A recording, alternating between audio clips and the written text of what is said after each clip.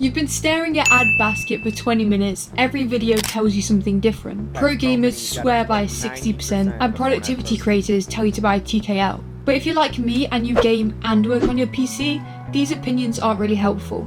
I've tested over 25 keyboards through brand partnerships and buying my own personal ones. And right now I have with me the Skyloong GK61 and the Epomaker X LEOBOG HI86. Same desk, same hands, same games. We're going to put them to the test and give you an actual answer, not a depends on the situation. I'm going to properly compare them and tell you which one makes sense for you. And the answer probably isn't the one you've been hearing about online.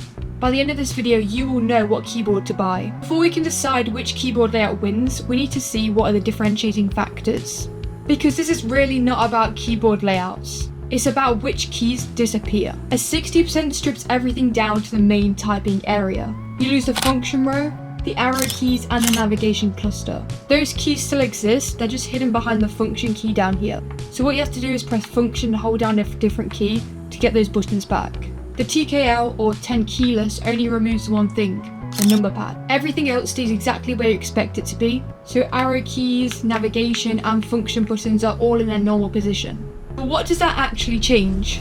Well, 60% is the biggest advantage for space. Compared to a TKL, you get 2 inches extra at least of mouse room. That might not sound like much, but if you're gaming, you know how scarce space can get, especially on low sensitivity with big arm movements. And when you're using a 60%, the keyboard tends to sit in the middle of your body, giving your setup a more symmetrical feel. Downside is though, every key outside of this 60% layout becomes hard to get to. If you need the arrow keys, you have to press FN. If you need delete, you need to press FN. If you need the function keys, FN, FN, FN. That was control, FN's here. This becomes a problem when editing videos or doing research or any productivity tasks. It doesn't really interfere with gaming.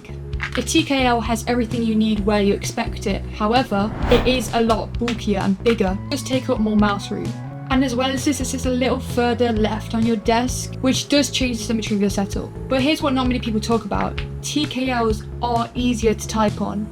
Every time you want to type on a 60% and get one of those keys, you have to press function, which often leads to stumbling and you lose your rhythm with typing almost. On a TKL, all those keys are exactly where they need to be. Years of muscle memory do that work for you. But when I was researching it, the 60% sounded perfect for me because desk room was so important when playing games, especially if you're tight for space. And 2 inches didn't sound like much on paper, so I measured it. I marked where my mouse naturally sits when I'm gaming and where my hands rest when typing. Then I tested the 2 things we're here to care about, gaming and productivity. I played a Fortnite 1v1 against the same opponent with the same settings, but just changing the keyboard. What I wanted to know was whether the extra space actually made a difference. And honestly, I did notice the extra space. Not because my aim suddenly became amazing or I was great at building, but because I'd have to pick up my mouse and move it less. I was not bumping into my keyboard as much. And if you already play on low sensitivity, this might be genuinely useful. And I switched over to monkey type for a productivity test. Same passage, no warm-up rounds, back-to-back tests. I measured words per minute, accuracy, and most importantly, how natural each keyboard felt to use, the flow. And both performed pretty similar.